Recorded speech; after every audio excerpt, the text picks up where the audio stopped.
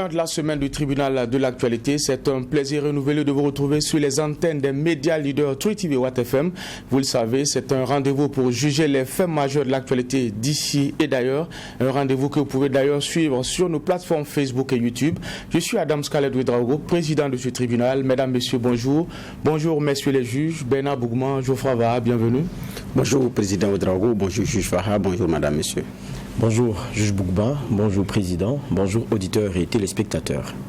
Les Burkinabés connaissent désormais ceux qui vont les représenter à l'Assemblée législative de la transition. La liste des membres titulaires devant siéger à la dite Assemblée a été rendue publique le samedi 19 mars dernier.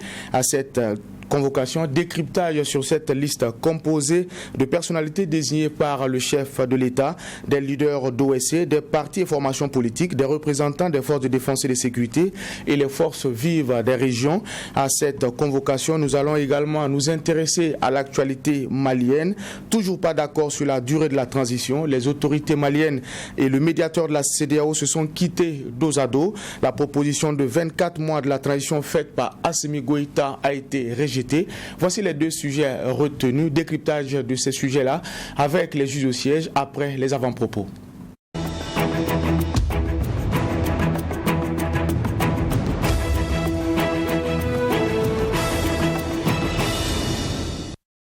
Vous avez la parole et pour cette partie, nous allons écouter le juge Bougman. Qu'est-ce qui retient votre attention pour cette première convocation de la semaine? Alors, comme c'est toute une première convocation de la semaine, je voudrais souhaiter beaucoup de courage aux Burkinabés, aux forces de défense et de sécurité. Dimanche dernier, 13 gendarmes. Hier, 16, 14 selon d'autres sources. Et donc, le bilan, il est lourd. En 2 semaines, quand on fait le bilan, il est lourd. Donc, alors qu'on a un changement de régime qui est venu incarner de l'espoir, à qui également on demande ici et maintenant des résultats, et des supporters qui vous disent que ce ne sont pas des robots, ce ne sont pas des ordinateurs, et ne demandez pas à des gens en quelques 2 mois de vous donner un résultat qu'un pouvoir n'a pas pu donner en 6 mois. L'appréciation se fait selon la position, mais il y a aussi quand même un espoir que ce putsch a suscité dans l'opinion burkinabé, en témoigne la façon dont d'ailleurs le coup d'État a été effectivement accueilli. Donc, le reste, on attend du résultat. Donc, ce qu'il y a, j'ai dit, le bilan est lourd. Donc, j'ai dit beaucoup de courage aux Burkinabés. Sachons garder espoir parce qu'on n'a pas le choix. On n'a pas le choix, on ne peut pas baisser également la garde. Donc, du courage à ceux qui sont, excusez-moi, de l'autre côté de Guibo. Pour les élèves, ils sont en congé d'une dizaine de jours. Encouragement aux parents et au monde du système, à tout le système éducatif. En tout cas, beaucoup de courage à tout le monde. Et donc, étant donné que le mois est haïssable, vous me permettrez également, en ce lundi, de vous présenter toutes mes félicitations également pour votre mariage ce week-end. Donc, que Dieu bénisse votre foyer, accomplisse vos projets et bénisse vos enfants. Merci, juge Bougman. Juge Vaha, vous avez la parole. Oui, merci, président. Moi, mon avant-propos va concerner le Forum mondial de l'eau qui s'ouvre au Sénégal.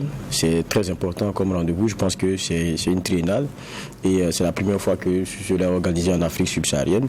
Et on sait que la question de l'eau, elle est très importante pour la maîtrise de son développement. Et quand vous regardez, c'est quelque chose de central. Vous avez vu sur nos cieux ici, il y a eu des messages zéro corvée d'eau et tout. Vous partez dans différents pays, vous verrez qu'il est souvent au cœur de certains programmes parce que la maîtrise de sa gestion permet donc de juguler beaucoup de choses. Maintenant, le problème c'est que souvent, sous nos cieux, nous sommes en la matière tellement démunis que c'est Dame Nature qui règle les choses, alors que nous dépendons fortement d'une agriculture qui elle aussi dépend de l'eau. Donc on ne peut pas dépendre de Dame Nature, ce qu'il faut c'est maîtriser l'eau. Quand on a la maîtrise de l'eau, ça devient donc autre chose. Il y a des pays qui nous ont donné l'exemple et qui étaient de vastes déserts et avec la maîtrise de l'eau, quand vous y allez, vous avez l'impression qu'il y a eu un changement et que Dieu s'est rappelé d'eux. C'est juste qu'eux ont appris les bonnes techniques et les ont appliquées. Aujourd'hui, sur nos cieux, il y a beaucoup d'enjeux sur cette question, même l'accès à l'eau, son caractère potable et tout, avec même les eaux que nous voyons commercialiser. Il y a beaucoup de sujets qui peuvent être mis sur la table. On espère que ça va permettre de booster les choses et que les gouvernants comprendront encore une fois qu'il faut faire beaucoup d'efforts lorsqu'on voit la part souvent du PIB qui est consacrée. On parle de moins de 0,5% dans la plupart de nos pays.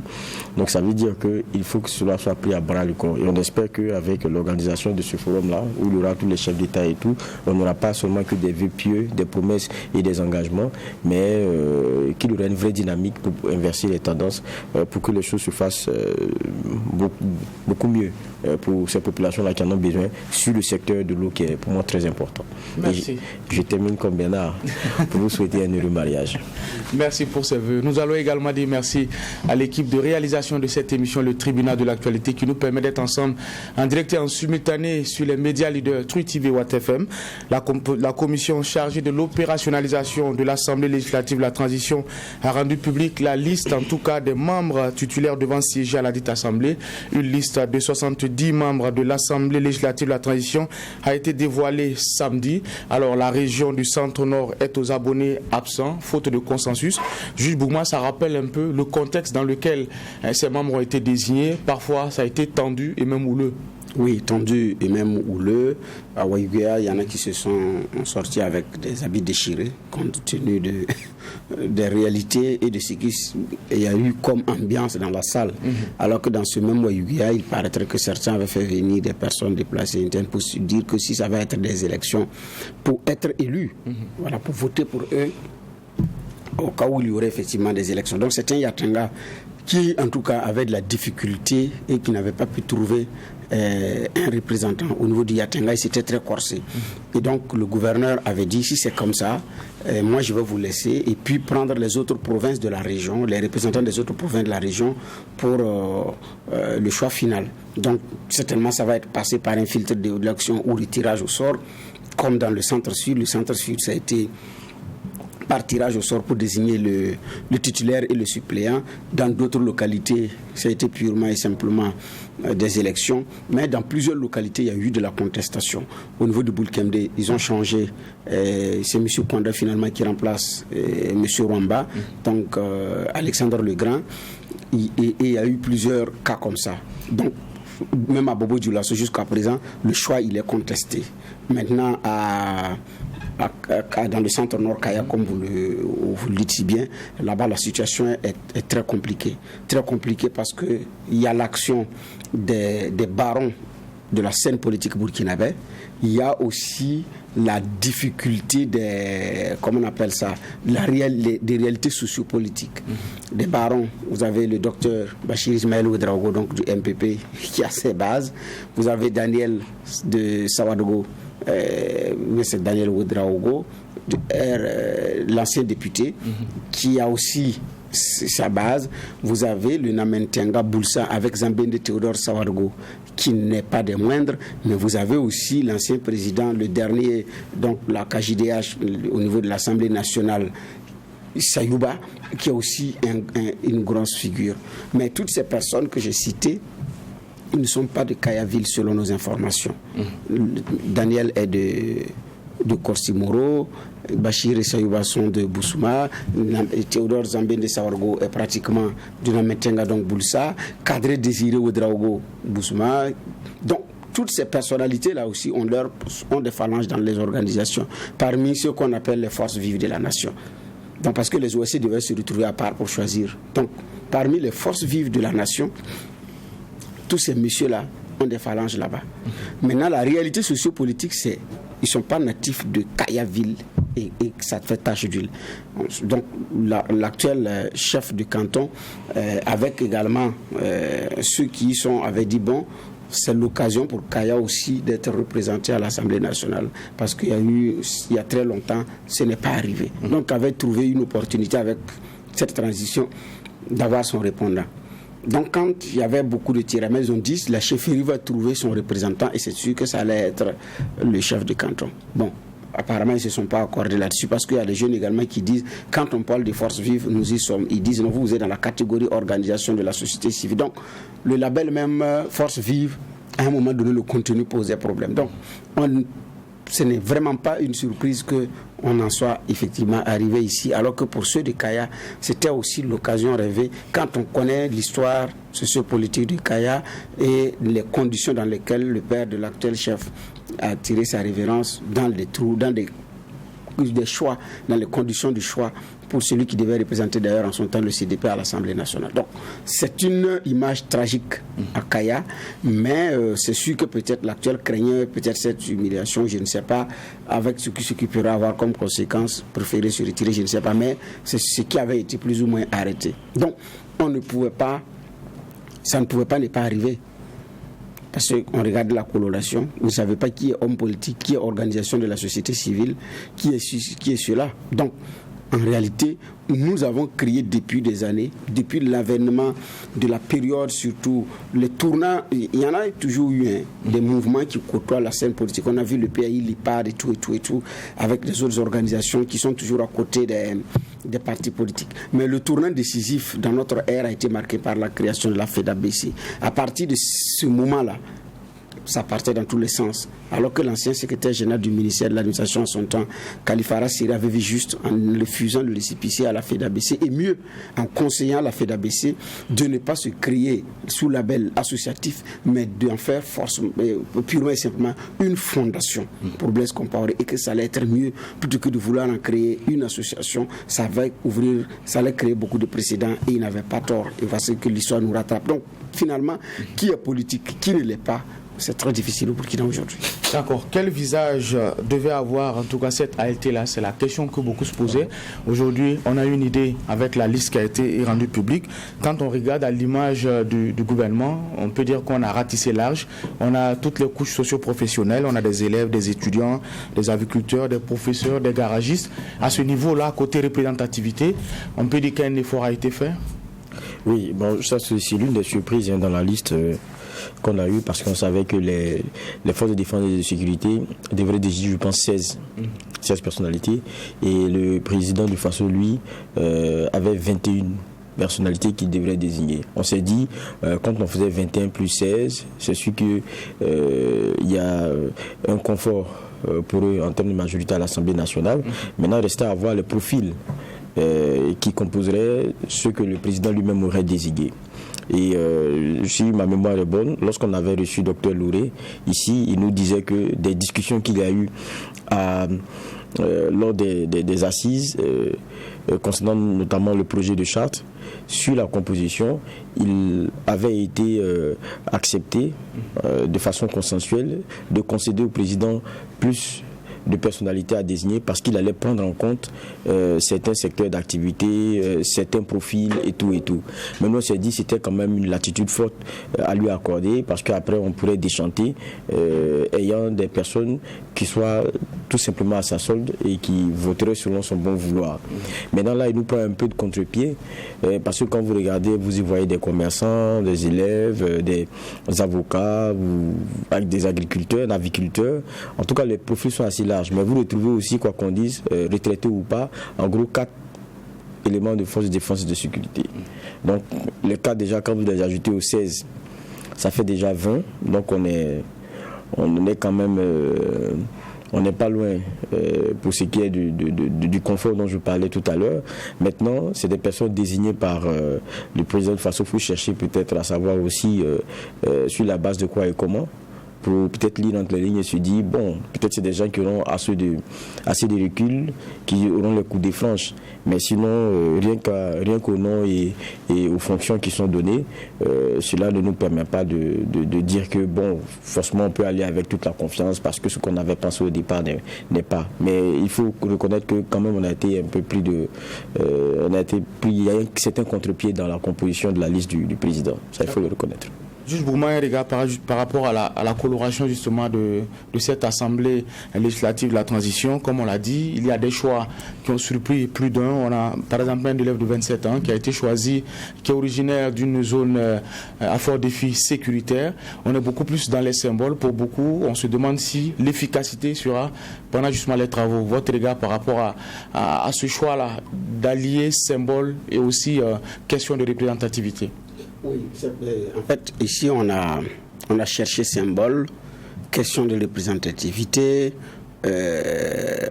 efficacité, consensus, à telle enseigne que, bon, on veut tout mettre. Bon, la réalité, c'est que dans un pays, il y a des strates d'organisation et aujourd'hui, à un moment donné, quand il y aura un problème de qualité, de représentativité, on dira non, on a fait l'effort de mettre tout le monde ensemble, s'ils ne peuvent pas, c'est leur problème. Vous êtes représentant d'élèves, quelle loi pouvez-vous faire voter en faveur des élèves? Vous battre pour que ce soit adopté en faveur des élèves. Vous êtes commerçant ou commerçante, quelle loi vous pouvez faire adopter en faveur de ce monde-là? À un moment donné, on vous dira c'est pas réaliste, on ne réfléchit pas corporation. Alors que ceux qui vous regardent disent que vous y êtes en leur nom. Hier, j'ai vu des commentaires où on dit un du monde enseignant, du courage, représenter valablement le monde des enseignants, oui. Mais après, on aura des lois qui s'appliquent à tout le monde. Et puis, c'est pas évident que même comme on appelle ça, de l'intérieur, on pourra. Moi, je pense qu'il aurait fallu trouver, pas forcément dans tous les domaines d'activité, hein, des hommes et des femmes capables de réfléchir à venir, de réfléchir projection pour qu'on pense nation. Parce qu'avec cette couleur, personne ne pense nation avec cette couleur. Chacun pense corporation. Et le faire comme ça, c'est-à-dire en même temps, on continue d'ancrer la culture de la corporation. Ça, c'est ma propre lecture. Ça n'engage que moi. Et c'est ça aussi le danger. À un moment donné, vous n'associez pas des gens à une façon de faire, même si les résultats sont probants, eh bien, des gens trouveront l'astuce pour dire, bon, comme nous n'avons pas été associés, franchement, ça ne nous intéresse pas. On n'a pas été associés. C'est la phrase fétiche au Burkina. On n'a pas été associés. Est-ce que, franchement, pour une représentation à l'Assemblée nationale, on peut trouver toutes les composantes de la société sans faire de frustrés, quand bien même on était suffisamment sélectif? Ça va être très difficile. Ça va être très difficile. Alors, donc, franchement, je ne sais pas quelle pourrait être la formule, mais ce choix-là, ça laisse à réfléchir. Donc, mais, c'est ça, puisque à la fin, personne ne veut assumer le résultat final.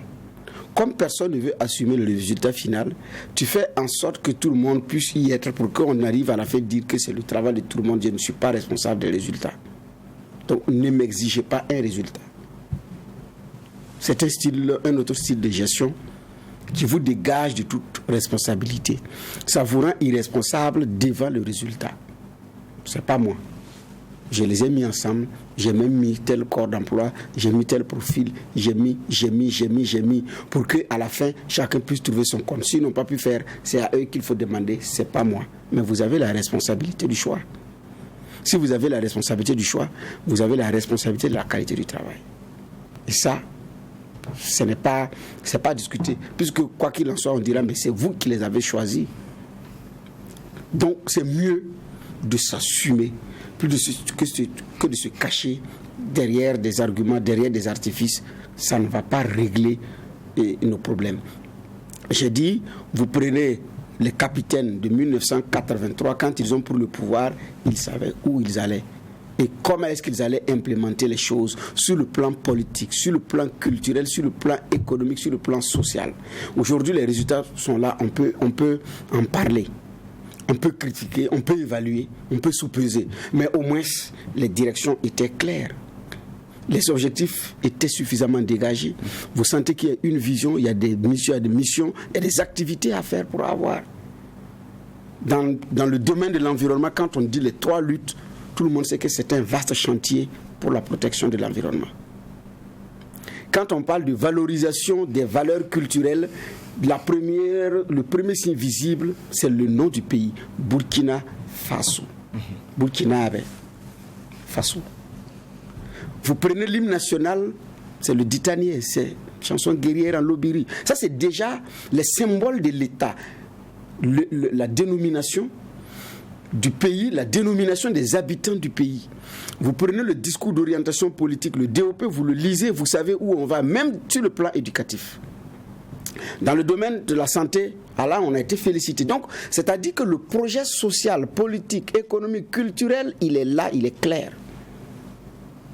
Donc maintenant, il fallait trouver des hommes et des femmes qui partagent cette vision et y aller. C'est là où ça a été très difficile. Parce que maintenant, dans les méthodes, à un moment donné, il y en a qui ne se retrouvaient pas dans les méthodes. Le PAI a fait 1 an et puis a claqué la porte. Mais aujourd'hui, avec l'arrivée des capitaines plus de lieutenants-colonels, c'est devenu pratiquement un pouvoir de lieutenant-colonel, où est-ce qu'on va? par rapport à la responsabilité du choix des hommes. Même pour tracer le regard sur écrit, on a trouvé 15 personnes pour dire c'est à vous qu'il appartient de tracer le chemin du Burkina nouveau. Quand elles ont fini leur boulot, quand ils ont pris les résultats, ils en ont fait une autre chose. Jusqu'à présent, qui est responsable? Ce ne sont pas ceux qui ont fait le coup d'État. Parce que ceux qui ont pris, les 15 qui ont rédigé la charte, n'ont pas été à la hauteur des enjeux, n'ont pas été réalistes. C'est ce qui leur a été servi. Donc il faut revoir les choses et de fond en comble. Après, les assises arrivent. Quand les assises sont arrivées, c'est toute autre chose. Donc, qui est maintenant le responsable du résultat des travaux de la charte et des assises nationales? D'abord, les 15, c'est leur responsabilité. Ensuite, ceux qu'on a réunis comme force vive, c'est leur responsabilité. Mais les autorités militaires qui ont fait le coup d'État ne sont responsables de quoi que ce soit. Et jusqu'à présent, c'est eux qui ont dit que le président doit choisir 21 personnes, il a choisi. L'armée doit choisir 16, l'armée a choisi. Les hommes politiques, c'est tel nombre, ils ont fait. Les OSC, c'est tel nombre. Donc, ils ne sont responsables pour le moment de quoi que ce soit. C'est ce qu'on a. Parce qu'ils ont pu trouver des hommes et des femmes pour assumer cette responsabilité à leur place. Comment leur demander des comptes? La seule façon, c'est de dire, mais c'est vous qui avez choisi les hommes et tout. Mais ils vous diront, nous, on a choisi les 15, les autres, on n'a pas choisi. On a écrit pour dire d'envoyer des représentants. Donc la différence, elle est effectivement fondamentale. Ce qui fait qu'à l'aune du résultat, on mettra ça à l'actif de qui? Des autorités militaires ou des civils qui sont en train d'accompagner. Donc, je dis ça, c'est une très grande différence dans la façon de faire.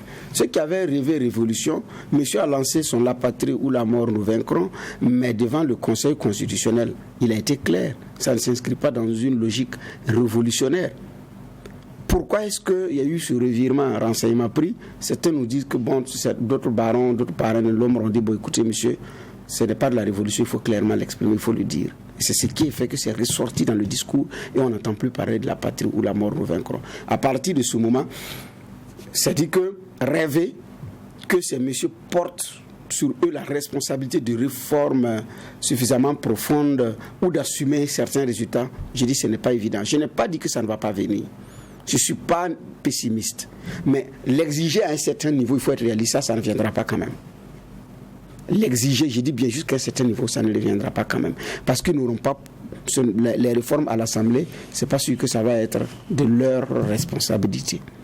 Sur le plan de l'action gouvernementale, c'est pas forcément de la responsabilité des militaires seuls qui ont pris le pouvoir, mais de tous les civils qu'ils ont appelés pour donner un coup de main. C'est pourquoi j'ai dit, à l'aune des résultats, ils ne seront pas responsables à 100% des résultats, mais ils seront comptables du choix de ceux qui ont produit les résultats. On doit dire, bon, comme c'est vous qui avez choisi, c'est vous également qui êtes responsable des résultats, et on ne va pas pouvoir s'en sortir dans les accusations et dans les arguments qui seront trouvés. D'accord. Alors, juge Va, quand on regarde de très près cette liste-là, on voit des visages et des noms assez bien connu du public burkinabé. On parle de Luc Adolphe Thiao, le professeur Abdoulaye Soma, Pascal Zaïda, Jean-Hubert Bazier. On a aussi quelqu'un qu'on a reçu au tribunal de l'actualité, Dr Arona Louré. Votre regard sur le choix de ces personnes-là qui, dans l'animation de la scène politique, dans les prises d'opposition par rapport à l'avant coup d'État, le choix de ces personnes, d'autres qui sont contestées, d'autres qui sont attendues. Votre regard par rapport à tout cela? Bon, le regard, il faut dire aussi que c'est des personnes désignées pour moi par des caucus. Donc, ceux qui les ont désignés savent bien pourquoi. Maintenant, à la fin, on a ces noms-là qui interpellent et qui suscitent en nous quelquefois des petites réactions, des questionnements. Vous avez cité d'abord Luc Adolphe Thiao. Pour moi, aujourd'hui, c'est pas quelqu'un qui fait forcément l'unanimité. Maintenant, je pense qu'il vient sous le vocable autre. Parce que son parti politique n'est ni de la majorité, ni de l'opposition. Et puis on l'a vu dernièrement écumer les plateaux avec quelquefois des argumentaires, en tout cas très controversés. On l'a vu les réactions un peu partout par rapport à ces prises de position. Et on sentait quelqu'un qui avait vraiment envie et faim de revenir sur la scène et peut-être proposer ce en quoi il croit. En tout cas, ne pas rester spectateur de ce qui est en train de se passer. Ça, on l'a vu en tout cas dans la façon dont dont il bouillonnait sur les plateaux récemment. Donc pour moi, c'est vraiment pas une surprise. Mais après toutes les fonctions qu'il a occupées, et puis avoir été débarqué avec Blaise Compaoré en 2014, la façon dont il revient, ça suscite quand même beaucoup de questions. Qu'est-ce qu'il peut encore apporter? Quoi? À quel niveau? Il y a une expérience, c'est vrai, mais il y a beaucoup de choses qui restent en travers de la gorge. La fameuse signature pour pour ce qui est des sorties populaires, avec ce qui est, quand vous lisez le papier, il faut cogner les gens, il n'y a pas de débat là-dessus. Donc du coup, quand vous regardez, ça reste un peu en travers de la gorge. Ça reste en travers de la gorge, parce que n'oubliez pas que c'est vrai que du point de vue de la loi, c'est quelqu'un qui a tous ses droits civiques, mais lisez la charte. Pourquoi est-ce que du projet jusqu'à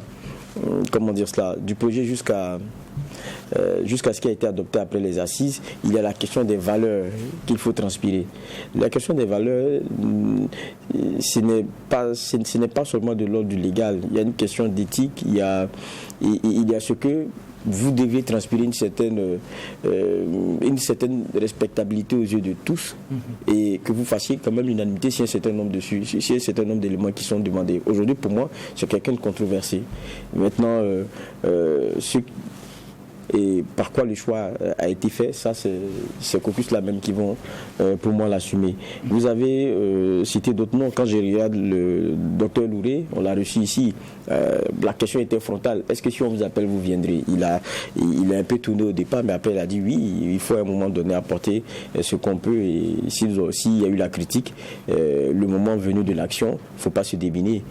Zaïda, Pascal, c'est pareil, parce que quand vous prenez Louré comme Zaïda, ce sont ces messieurs-là aussi qui ont appelé aux heures les plus difficiles à manifester et à dénoncer la réponse qui était faite face au terrorisme, et qui pour eux n'était pas de nature à rasséréner.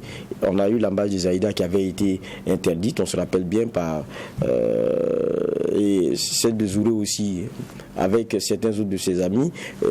On a vu au centre-ville comment ça s'est terminé par des chasses et des courses-poursuites. Donc, bon, pour certains, ça pourrait être le juste retour pour un engagement et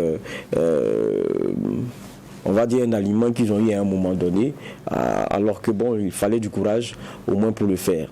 Et quand vous regardez le professeur Soma, ça par exemple pour moi c'est une surprise, parce que lui a été très acerbe dans les critiques concernant les process installation, prestation de serment du président Damiba. Il a rappelé le caractère inconstitutionnel de beaucoup de décisions qui ont été prises. Il a tiré à boulet rouge sur le Conseil constitutionnel. Il n'a jamais été tendre. Et même, il y a la condamnation du principe même du coup d'État. Il y avait beaucoup d'éléments comme ça. Donc, vous ne pouvez pas être aussi acerbe et puis après revenir être membre d'une institution qui découle logiquement de tous ces actes-là que vous avez fustigés. Moi, je comprends aussi, parce que à la réalité, nous avons des gens qui ont des casquettes multiples et ça les rattrape. Il y a le constitutionnaliste, mais il y a l'homme politique. Je me rappelle, et à chaque fois je le dis, lorsque c'était un rappel que bon, et pourtant ce monsieur en droit, c'est quelqu'un de calé. Quelqu'un comme qui a enseigné le droit, je pense à l'université de Cocody à Abidjan, j'oublie, c'est le nom de l'ancien ministre qui disait que Alassane Ouattara ne pouvait pas faire un troisième mandat, en tout cas du point de vue de la lecture de la Constitution, lui-même est constitutionnaliste. Quand il a fini de dire ça, il a été rattrapé par les choses. Et c'est Bakongo. Voilà, Sissi Bakongo, il a été rattrapé par les choses. Et après, qu'est-ce qu'il dit lorsque Alassane dit, c'est même moi je connais par cœur cette constitution-là, et si je dis que la question du troisième mandat est possible, c'est que c'est vraiment possible. Quand on lui a rappelé à Sissi Bakongo, mais vous disiez que du point de vue du droit, c'était pas possible. Il dit, mais qu'est-ce que vous voulez? Alassane connaît mieux le droit que moi. Qu'est-ce que vous voulez? Donc, il y a souvent la casse-tête, il y a celui du puriste dans son domaine, et puis il y a l'homme politique aussi qui est dans ses calculs. Quand on prend le cas du professeur Souma, même après ses écrits, nous avons tenté de l'avoir sur nos plateaux, tenté de l'avoir dans des reportages pour qu'il défende ces positions-là, qui étaient très assez vis-à-vis du pouvoir en place. Mais après, on a eu la confidence qu'il y a eu ils se sont rencontrés, ils se sont parlé. Mais ça ne devrait pas changer votre point de vue, ni votre posture vis-à-vis d'un fait que vous avez dénoncé, qui pour vous, en tant que défenseur de la Constitution, parce que vous êtes même constitutionnaliste, n'a pas été fait dans les règles. Bon, c'est à ne rien comprendre, mais là, c'est l'homme politique qui s'est positionné et c'est ce qu'on est en train de voir. Mais à la vérité, il y a une vraie illogie dans par exemple, l'évolution des choses le concernant. Maintenant, on espère que maintenant qu'on a la composition de l'ALT, chacun viendra apporter sa contribution et la bonne. Parce que c'est une institution forte qui va aussi, quoi qu'on dise, jouer un rôle très important dans ce que sera notre transition. On a donné les grands axes de ce qui est prioritaire. Il y a la question sécuritaire avec la restauration des partis qui ne sont plus sous notre contrôle, le renforcement de cette sécurité, la crise humanitaire qui est en train de pointer à l'horizon pour laquelle il faut donner des réponses. Donc ils auront beaucoup à faire dans cette Assemblée nationale en termes de loi à voter, en termes de consentir l'impôt et puis à la fin aussi le contrôle de l'action gouvernementale. Sur ce champ, on va vraiment les attendre. Et puis bon, vous savez, quand on a beaucoup qui ont été critiques vis-à-vis de l'ancien régime, maintenant ils sont dans l'action. Il y a une différence entre celui qui regarde un mur et qui dit c'est tordu et celui qui est en train de travailler maintenant à le construire. L'action, elle est différente. Et maintenant, on va les voir puisqu'ils sont au pied du mur. D'accord. Parlant toujours des visages connus de cette liste-là, on a Jean-Hubert Bazier, un sankariste à l'ALT, comme pour paraphraser le titre d'un journal de la place. Aussi, Ajoufra qui a évoqué la question des casquettes où souvent on se perd. On a par exemple Abdul Karim Baguian Dilota et aussi colonel qui sont actuellement à l'ALT sous la bannière des OSC. On se pose la question, est-ce qu'à ce niveau aussi vous n'êtes pas perdu comme certains Burkinabés? Oui, mais je ne crois pas que l'OTA y soit. Si j'ai bien regardé la liste, peut-être que je me trompe de nom. Mais c'est un fait qui avait été annoncé. Mais en fait, en définitive, on les voit plus. On les voit plus. Voilà. Il y a beaucoup d'autres noms comme ça. Tout à fait. Mais on va bien regarder. En tout cas, sur la liste, je ne vois pas le nom de M. Baguian. En revanche, le colonel, lui, il figure. Donc, Adama Tiendrebego du colonel, il figure, oui. Alors, lui, effectivement, il était membre du bureau exécutif national du CDP, secrétaire national d'ailleurs à la jeunesse. On se rappelle de cette conférence de presse au siège du CDP où ça finit dans des conditions violentes et la suite on la connaît, c'est quelqu'un qui a été sanctionné et c'est un président d'honneur à travers un courrier controversé qui demande de surseoir aux sanctions, qui avait organisé une marche contre son président, donc contre le président Idi Kombo. Donc c'est l'homme politique suffisamment teinté, c'était parce que c'est un ancien conseiller municipal quand même de l'arrondissement 6, si je ne me trompe pas. Donc ancien conseiller municipal qui a plusieurs fois travaillé, mais politique CDP, quoi. Voilà. C'est les hommes forts de l'arrondissement aussi sur le plan politique au niveau du... Et c'est l'insurrection d'ailleurs qui est venue mettre fin ou suspendre leur progression. Donc, colonel est tout politique. Et donc, que monsieur se retrouve sous bannière organisation de la société civile, bon, c'est ça aussi le Burkina. Donc, et je ne crois pas également qu'il ait démissionné formellement du CDP à ce jour. C'est vrai qu'entre eux et Idi, c'était à couteau tiré, mais je ne pense pas que le colonel soit démissionné, ait démissionné de sa personne pour le moment. Peut-être qu'à un moment donné, j'ai raté quelque chose, c'est possible. Et toutes les démissions ne sont pas annoncées en Mondovision. Donc, ici, c'est à partir de quel moment il a quitté la politique pour devenir pratiquement l'homme de la société civile bontain, ça c'est très difficile à savoir. Donc il y a naturellement, évidemment, beaucoup de commentaires et ajouter aux révélations que Idrissa Nogo, qui connaît bien le milieu, avait fait sur une chaîne de télévision, LCA pour ne pas la citer, ça laisse comprendre que ce sont des éléments du MPSR. Ça c'est des faits. Ça laisse comprendre que bon, vous allez aller sous bannière, mais bon là, vous nous représentez. Donc, par rapport à la militarisation du régime, c'est un régime, il est militaire. C'est vrai qu'il est mélangé, mais quand on regarde la part et ceux qui ont été envoyés, on comprend aisément. Donc, ici, c'est effectivement là. Bon, Jean-Hubert Bazier, c'est l'ancienne majorité qui a fait le choix. Il a été au CNT, il était à l'opposition jusqu'en 2020, ou après les élections de 2020, il a refusé d'être dans un CFOP où le président est du CDP. Zéphirin Diabré ayant rejoint la majorité, il a rejoint la majorité parce qu'il avait formé d'ailleurs avec Mamadou Kabré, si je ne me trompe pas, la coalition ZEF 2015, en 2015 pour les élections. Donc c'est quelqu'un également qui a de la sympathie pour le président Diabré, donc qui était également allé à la majorité. Donc lui il représente la majorité. Et il y a aussi Ali Badra qui représente également la majorité. Maintenant les autres dont vous faites cas, qui sont OSC, qui ne le sont pas, bon, c'est le MPSR qui pourra nous édifier là-dessus. Parce que je ferai parler des valeurs, c'est très important. La cohérence est également importante. Une cohérence avec vos valeurs, vos principes, ce que vous incarnez dans ces moments-là, c'est très important. Si Sankara a eu cette aura dont tout le monde parle, c'est la cohérence entre ce qu'il dit, ce qu'il fait, ses convictions et tout. Quand il a professé intégrité, des chefs de l'État, pour mettre Sankara à l'épreuve, ont envoyé des valises d'argent. Ça s'est retrouvé au trésor public. J'ai pris l'argent, mais j'ai déposé au trésor. Pour être en cohérence avec ses valeurs. Mais vous voyez des gens qui ont flingué le coup d'État, qui ont flingué la prestation de serment, mais qui n'est pas siégé. Donc il y a un manque de cohérence. Et qui n'avaient pas eu la même verve vis-à-vis de la transition de 2014.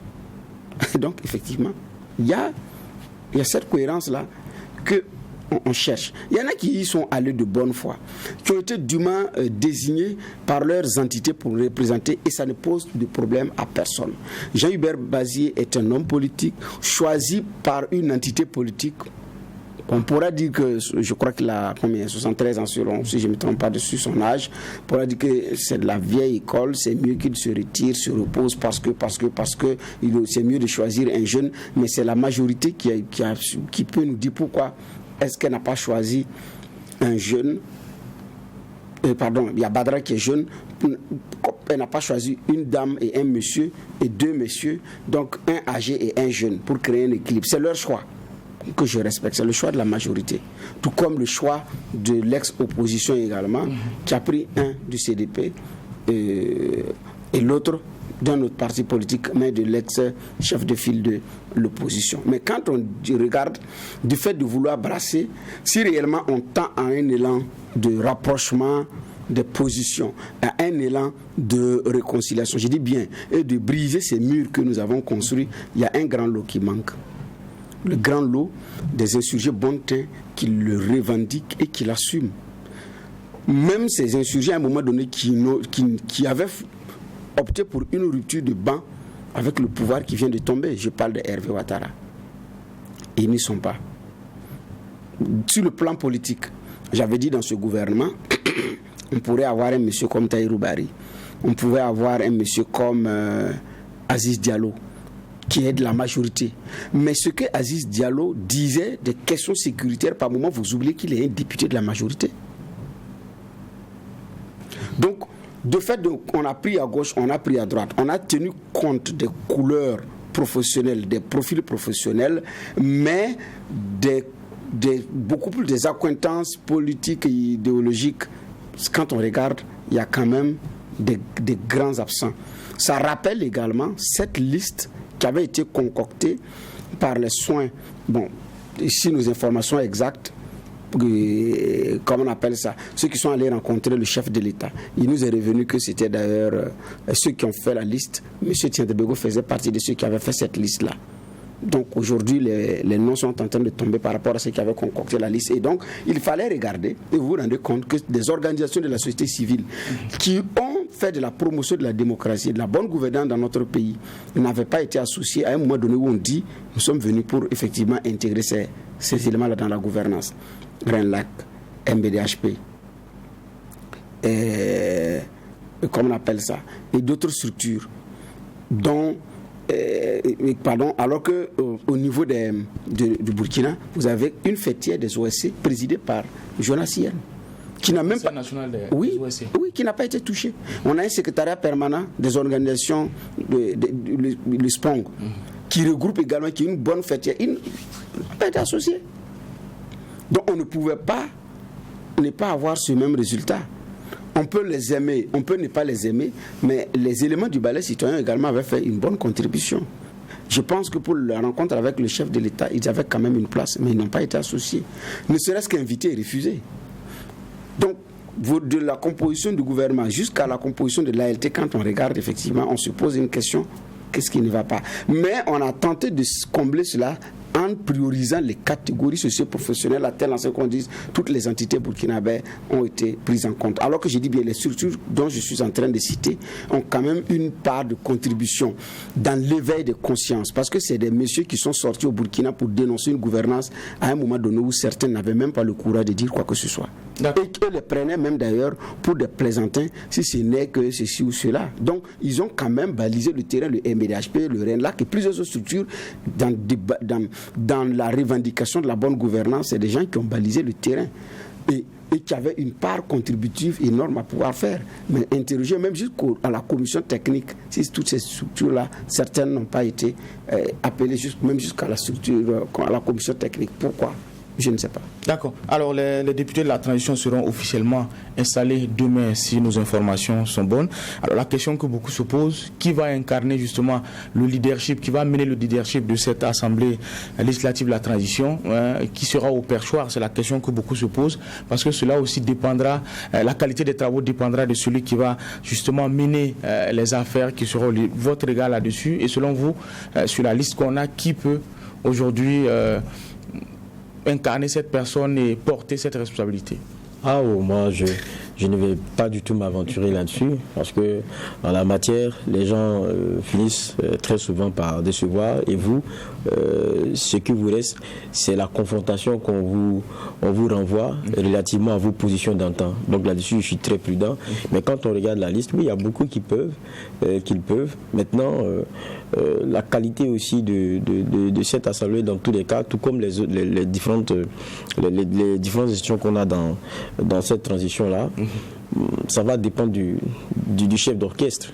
Il faut qu'on arrive à bien lire dans où est-ce qu'ils sont en train de nous emmener, parce que ne perdons pas de vue le fait qu'on a pratiquement 2 millions de déplacés internes et nous regardent.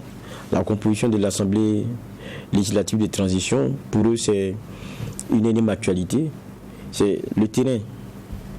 Tout ce qu'on est en train de faire, tout ce qu'on est en train de dire, qu'on nous donne une assemblée de qualité avec des débats, avec un président de l'ALT qui donne l'impression d'une fermeté, de ramener les débats, le recentrer sur des questions qui sont intéressantes et tout ça c'est bien beau.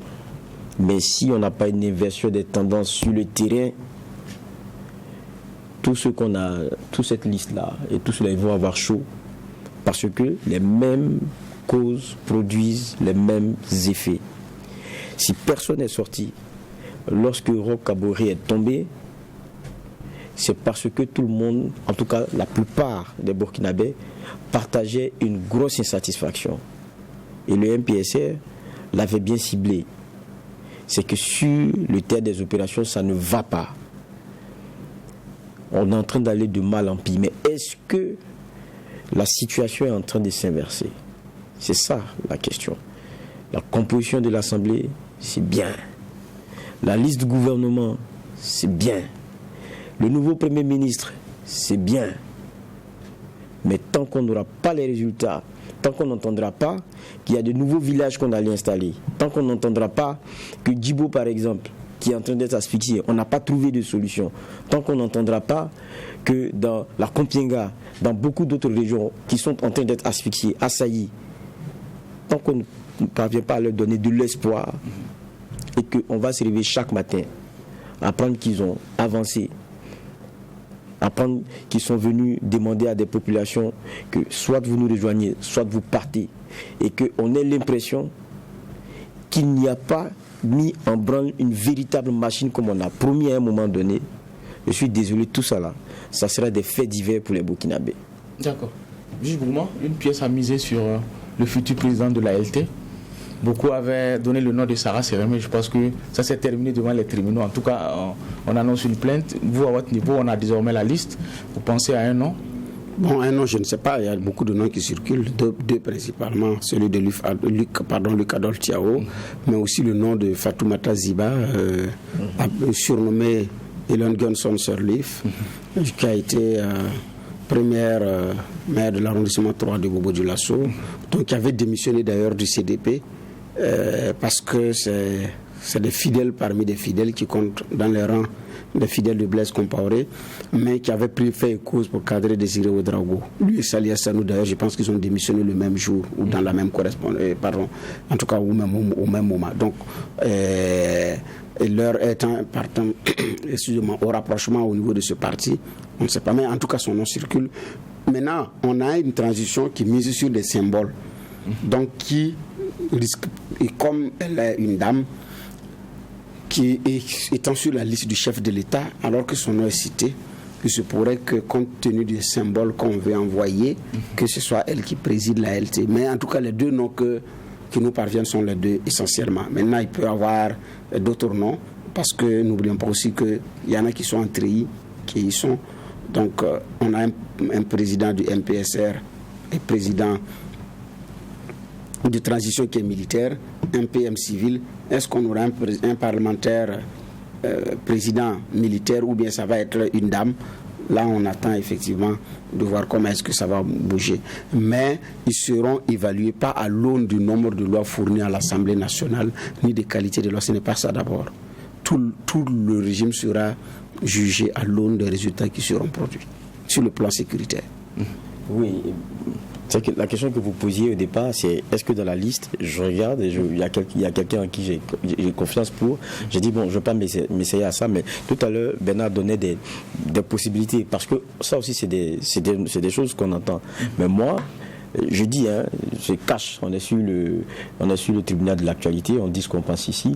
Je crois qu'il faudrait faire attention pour ne pas ramener et faire des erreurs. Parce que jusqu'à présent, beaucoup se posent la question de savoir la restauration, là, c'était quoi? On nous a répondu pour dire c'est la restauration du territoire. Mais moi, je pense que Luc Adolphe Thiaw, au perchoir à l'Assemblée nationale comme président de cette Assemblée législative de transition, je pense que ça peut être une erreur. Si ça se fait, c'est ce que je pense fortement et je le dis avec conviction, ça serait une erreur. Parce qu'on parle de symbole et pour moi, ça serait dans le symbole une erreur. D'accord. Merci, monsieur le juge. Il nous reste quelques poignées de minutes pour parler de l'actualité malienne. Et je disais en début d'émission, le médiateur de la CEDEAO, Goodluck Jonathan, a quitté Bamako sans parvenir à un consensus autour de la date de l'organisation des élections. Alors, on est clairement dans une impasse au regard de ce qu'on a vu au terme d'une mission de 3 jours conduite justement par le médiateur, juge Bougma. Non, ça ne m'étonne pas. Puisque notre préfet, parce qu'on a des sous-préfets au niveau de la CEDEAO, le préfet qui est à Paris a dit qu'il va donner des instructions à la CEDEAO pour plus de fermeté et puis ils vont entériner. Suite à la suspension de France 24 et de RFI, nous avons vu la condescendance avec laquelle le président Macron s'exprime et les instructions qu'il dit même qu'il va donner au président en exercice de la CEDEAO, le président ghanéen Nana Akufo-Addo, qui aussi s'est rangé. Quand il a voulu jouer les révolutionnaires, ils ont instrumentalisé l'affaire du Togoland occidental. Je l'avais cité ici à plusieurs reprises en avant-propos. Cette portion de Ghanéens qui revendiquent leur indépendance. Et curieusement, quand le président ghanéen s'est rangé, les revendications du Togoland occidental se sont tues. Personne n'en parle. C'est comme si ces gens-là ne voulaient même plus leur indépendance. C'est fini. Ils n'en parlent plus. Comme par miracle. Curieusement, c'est fini. Donc, c'est un monsieur, certainement, dont on parle qu'il est très proche de Alassane Ouattara, qui le contrôlerait, donc qui est la marionnette et qui fait ce qu'il veut, et qui, comme on appelle ça, qui joue la musique qu'on lui dit de jouer. Rappelons-nous que Ambalo même avait demandé qu'il ne préside pas encore la CEDEAO et qu'il fallait remettre la CEDEAO au président nigérien qui est parti. Parce que lui, au moins, il n'a pas un problème de 3e mandat et il n'y a pas de la contestation chez lui. Malheureusement, ça n'est pas passé et monsieur est en train de faire son 2e mandat. Et puis donc voilà. Donc, comme le préfet a dit au sous-préfet, vous faites ci, est-ce qu'il pouvait dire le contraire? Non. Quand bien même 24 mois, c'est 2 ans pratiquement. C'est 2 ans. Il faut dire également que, compte tenu de ce qui s'est passé, je me suis dit que 1 an bon, ça pouvait être raisonnable. Mais est-ce que les Maliens même peuvent avoir encore un an avec ces messieurs-là? Peut-être qu'ils veulent ça dans 6 mois. Il continue du fait qu'il y a des injonctions. Et pour avoir eu le courage de suspendre des médias français, c'est comme si c'était la terre qui allait disparaître, alors que les mêmes ont suspendu RT et Sputnik chez eux. C'est une atteinte à la liberté d'expression, je l'ai dit. Mais non, là-bas, il n'y a pas d'atteinte à la liberté d'expression. Les journalistes ne peuvent pas exercer librement, mais au Mali, ils doivent pouvoir le faire. Bon, 2 poids, 2 mesures. Et donc, c'est un coq gaulois qui se sent piqué dans son amour propre et qui entend faire suffisamment de bruit pour qu'on l'entende. Maintenant, quelles sont les actions qui peuvent contenir Bamako? C'est sûr qu'il y aura un autre round de négociations dans cette affaire. D'accord. Les autorités maliennes qui font des concessions, on propose 24 mois, une proposition qui ne passe pas. C'est quand même des efforts, n'est-ce pas? Oui, c'est des efforts. Et quand vous écoutez la partie malienne, il y a une question fondamentale qu'elle pose. C'est est-ce que la CEDEAO prend en compte la complexité du cas malien? Je crois que ça, c'est une question qui est fondamentale. Venir de Gaulle dire, comme depuis le départ, il faut une transition de 12 à 16 mois, c'est bien, mais les contextes sont différents. Et je crois que quand les Maliens le leur rappellent, c'est vraiment très important. Une transition pour une transition, je crois que si le Mali est dans cette situation, c'est parce que les syndicats des chefs d'État ont toujours fait ce qu'ils savent faire le mieux, c'est s'accompagner et puis fermer les yeux sur des problèmes de gouvernance qui s'expriment de façon forte dans les pays de leurs amis chefs d'État. C'est ça la réalité. Quand on ferme les yeux, après, quand on en arrive à des cassures aussi profondes et que quelquefois ce soit le militaire qui s'assume ou bien qui vient prendre un pouvoir et qui est déjà dans la rue, on va dire comme ça, c'est ce qu'ils sont en train de donner. Les Maliens ont quand même fait beaucoup de concessions. Ils étaient à 4 ans.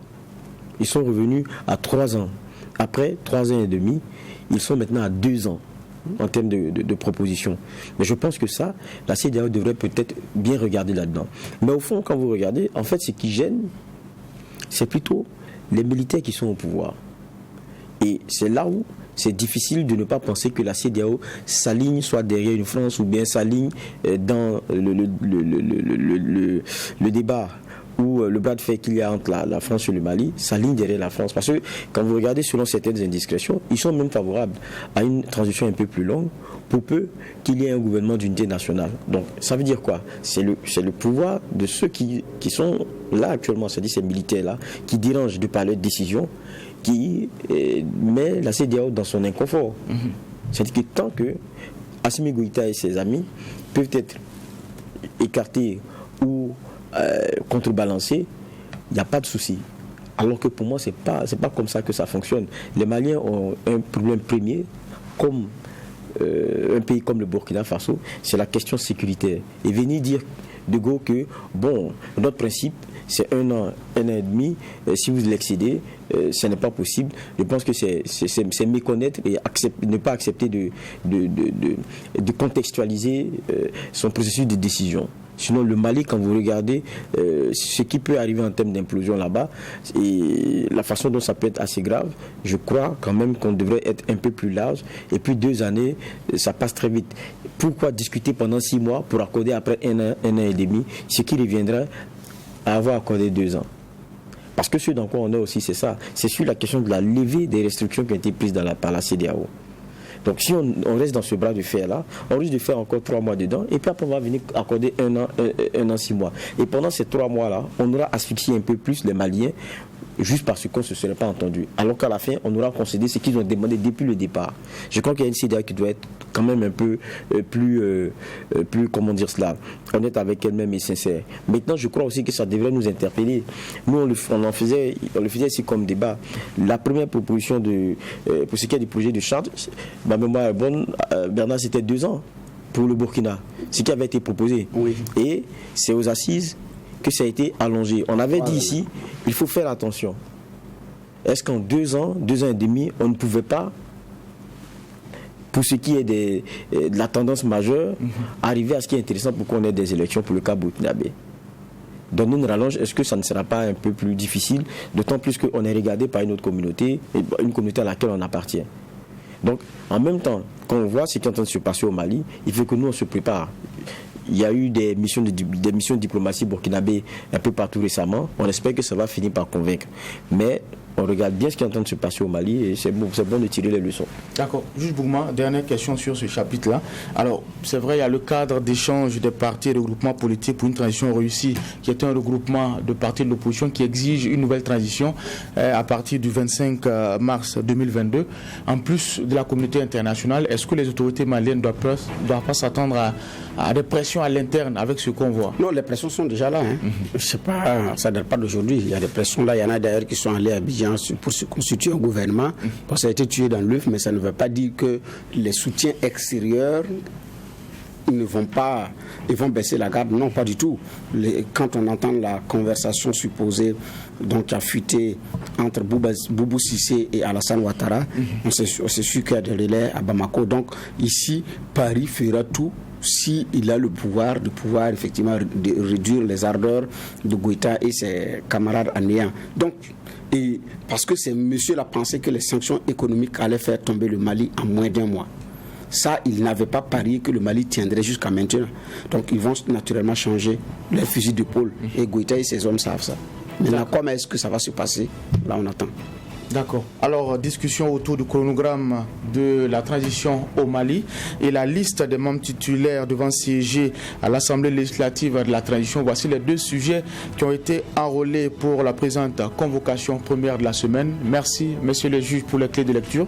C'est ici qu'on va mettre un point final à la présente émission. On se donne rendez-vous demain pour la même mission, poser un regard critique sur l'actualité. Mais en attendant, restez fidèles au programme des médias leaders True TV et Watt FM.